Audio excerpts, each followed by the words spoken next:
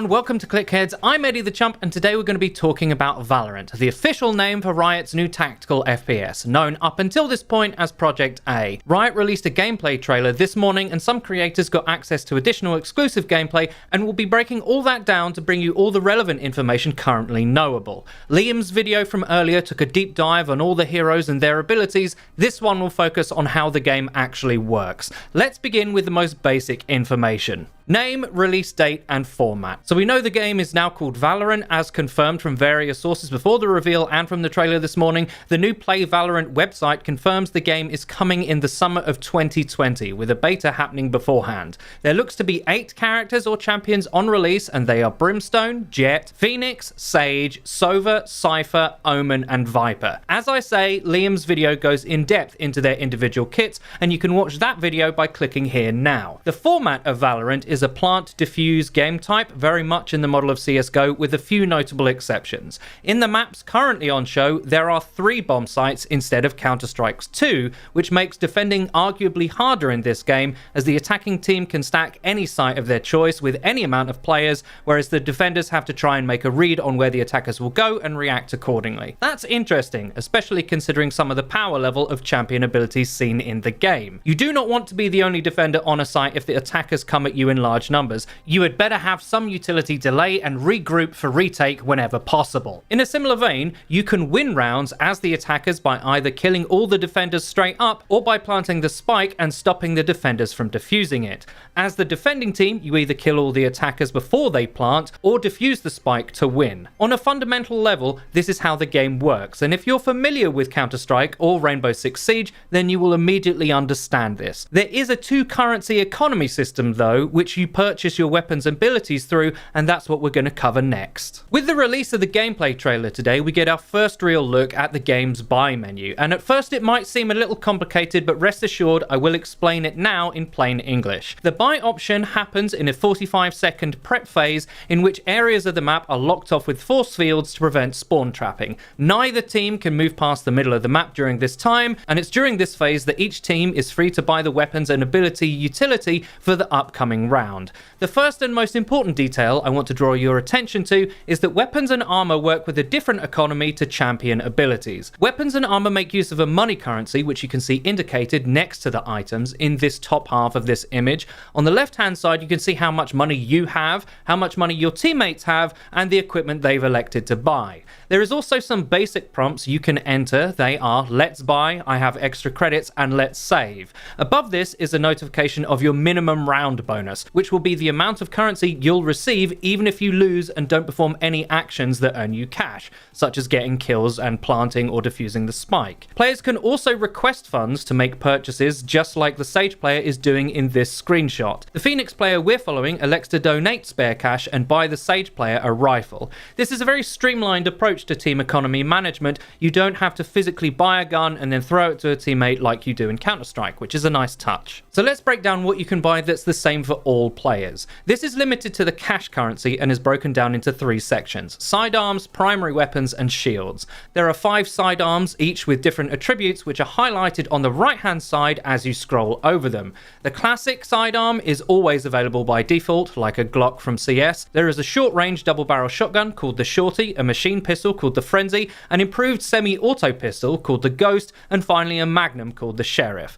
Note the monetary values increase the further you go down the list, indicating their power levels, and experienced players will know what weapons to purchase, if any, on save and full buy rounds. Note in the weapon preview there are details about how the gun performs, its damage numbers allocated to head, body and leg hit zones, as well as the damage fall off stats. Pay particular attention to the wall penetration value, as this will change from weapon to weapon and most likely increase from low for the cheaper or rapid fire guns up to high or medium for the more expensive archetypes in each subsection. There are 2 SMGs called the Stinger and the Spectre, 2 shotguns including a pump called the Bucky and an auto shotty called the Judge. There are 4 assault rifles, starting with the Bulldog as the cheapest, moving on to the Guardian, which looks semi-auto to me from the gun model, then the Phantom and the Vandal as the most expensive. The Vandal is the AK of the game, which you can tell by its distinctive magazines. It seems that assault rifles can aim down sight, with the Bulldog being confirmed in several gameplay clips and the Phantom in a buy menu preview, the Vandal also notes in its weapon description that its alternate fire is a zoom mode that not only gives it a spread reduction bonus, but also changes its rate of fire, slowing down from 9.25 rounds per second to 8.32. This will be a trade-off between being able to shoot immediately from the hip with a worse spread and being much more set in your positioning for additional accuracy. Next, there are two snipers, a cheaper one called the Marshal and a very expensive one called the Operator. Think the Scout and AWP respectively from Counter-Strike. One will very likely require a headshot to kill, the other body or better. Lastly, there are two LMGs, the Ares and the Odin, at varying prices. Expect their performance and lethality to match their expense. The Odin could turn out to be nasty as it's more expensive than everything but the most expensive AR and sniper rifle. Then on the right we have the shields, light and heavy. These decrease all incoming damage just at different numeric values of 25 and 50 respectively. Weapons can also be acquired from dead teammates or enemies, just like in Counter-Strike. Now that accounts for everything that you can buy with cash. The final section, the abilities menu located below, has its own currency. Your champion's utility can only be purchased with points, which you can earn for performing certain actions, getting kills, capturing orbs placed throughout the map, and planting the spike and defusing it. There is no section on the buy screen that shows you how many you have earned, but it does tell you the cost of each item. Some abilities have multiple charges, such as Jet's smoke grenades and Phoenix's curveball, and there is a maximum that you can purchase at any one time. In-game, the number of these charges available is shown in the low HUD. Now, abilities work differently for each champion, which is really important to understand. Some champions can earn ability charges mid-round. That is to say, they can earn more in the same passage of play, like Jet does here by securing 2 kills. Phoenix can also seemingly earn another charge of his hot hand signature ability. The abilities that can be recharged are denoted by these small HUD element check marks above the relevant ability. You should note this is not the same for all champions. Brimstone, for example, does not have any of these little check marks, and neither does Viper, indicating that they cannot recharge their abilities mid-round. Sova appears to be the most unique champion in that his signature ability, Recon Bolt, actually does have a cooldown, albeit a very long one.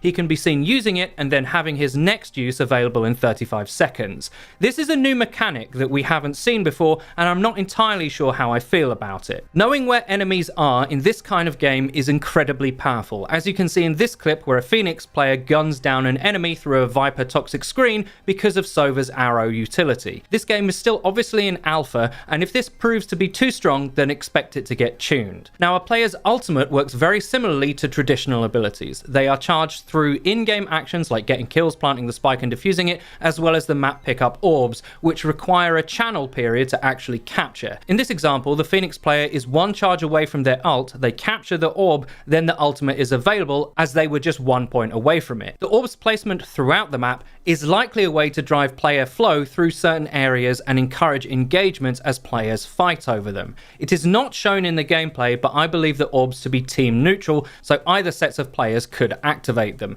This map pickup dynamic is something that borrows from arena shooters, and I'm really looking forward to see how it affects gameplay and the economy system. The basic takeaway of all this is currency is used for weapons and armor, abilities are earned directly through actions. The map and visual feedback. Now, in-game, the map is shown as either a rotating disc that moves with the player's line of sight or a static layout. There is a sphere around the player's icon that denotes their line of sight when they will mark enemies on the map or enemy abilities, etc. Static-friendly abilities like Viper's toxic screen are shown on the map for your teammates to see, as well as other points of interest like the spike, smoke nades, etc.